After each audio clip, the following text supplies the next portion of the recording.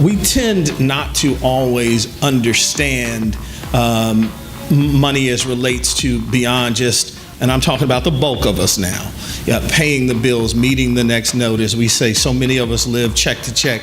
Even many of us who look like we don't tend to live check to check. For someone who is a columns person and understands the idea of, not sending out more than you take in, what's the simple lesson that either a startup entrepreneur needs to know or someone who has been in debt within their household?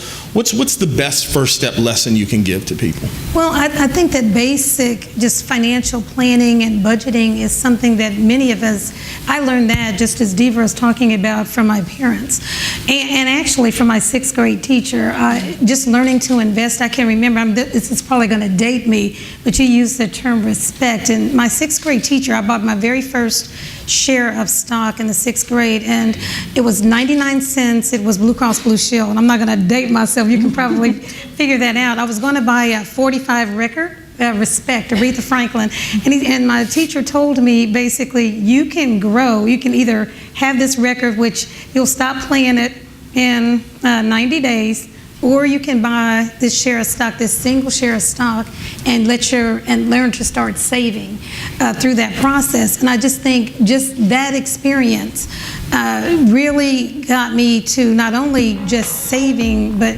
it got me into the spirit of investing that really stayed with me for my entire life.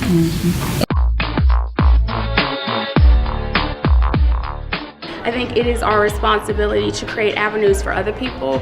I've always been told, you take a path and you leave a trail. That's something that's important. And then talking about education, the ability to transfer what we build today to the next generation and the next generation. That's something that is lacking in our community. There are very few businesses that I know of that have generational, they're able to transfer. We want our children to achieve their dreams and have their own dreams, but I think it's important that they see the value of what their parents built. My daughter is 16, and one of the things she told me when she was 13 is that she doesn't want me to get rid of lane staffing when I retire. She wants to hire somebody to run it, build a board, she'll be the board chair, but she wants to be a veterinarian. And I'm impressing upon her, your mother has a service business and she's made millions. I want her to have a product, because I think when you have a product, you're able to, while you sleep, it's working.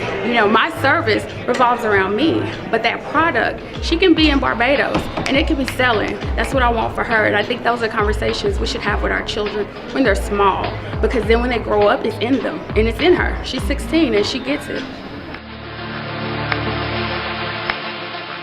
Ms. Lane, what's interesting with where you've gone with your company, and I see it in Ms. Daughtry's company too, I laughed and teased about in Detroit, oftentimes us being on the back end of trends and getting into businesses too late. And I said, look, if you get ready to repair VCRs and open a company, then that's not where you want to go. But for you, the idea of staffing, that is what we're seeing, more businesses looking for that as they don't want to employ full-time employees and the like. Give me a sense of, was that something that you said to yourself, that's a field I need to look at? Did you stumble in? How did you get into that? I stumbled into it, quite frankly. I started working in the staffing company that I eventually bought when I was a sophomore at the University of Houston. I started as a payroll clerk, and the funny thing is I was looking for a job, and I saw a job for the Houston Chronicle in the paper, and went to interview for it at Kelly Services, which is one of the largest staffing companies in the world. And I thought it was some kind of fraud because I didn't understand that you could go to a company and they send you somewhere else. So I did what we call in the industry a no call, no show. I accepted the job and just didn't go because I thought it was a gimmick. I didn't even know that staffing companies existed. But I started working at that staffing company after I, no call, no show at that job. I started working at a small minority-owned staffing company as a payroll clerk. And that's when I fell in love with staffing, because it is an empowering business. We put people to work who sometimes don't even know where to look for jobs. And so employing people, we employ all kinds of people, but specifically employing African American females is near and dear to my heart, because when you give a woman a job and it turns into a career, you change her whole family.